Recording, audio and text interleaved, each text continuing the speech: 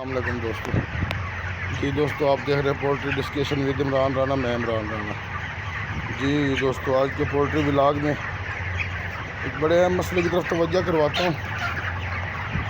ये water line है जी, और सिस्टम में सबसे मजबूत चीज़ ये है, ये सबसे आखिर में ख़राब होती है। फील्ड लाइनें, फ़ैन, पैड, कूलिंग पैड वगैरह, उसमें सबसे मजबूत ये सिस्टम में वाटर कप होते हैं और वाटर लाइन है।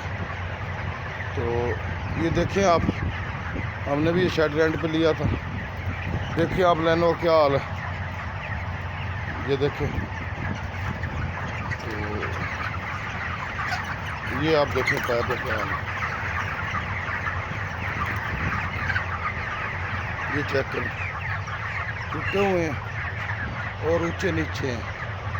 आप इसका वाटर लेवल कर ही नहीं सकते। ये देखें क्यों, वजह क्या बनी जिसकी, जो वर्कर थे वो सोटी के साथ कप साफ करते थे। ये आपके वाटर कप हैं, इन्हें आप टाकी के साथ साफ कराएं, स्पंज से साफ कराएं, ठीक है जी। ये लड़के सोटी ऐसे मारते हैं, ऐसे, और बड़ी ज़बरदस्त जनाब जालमाना तरीके से बल्कि किया जाए, ऐसे लेके जाते हैं, और जब ऐसे छोटी लगती है सारा सिस्टम मिलता है।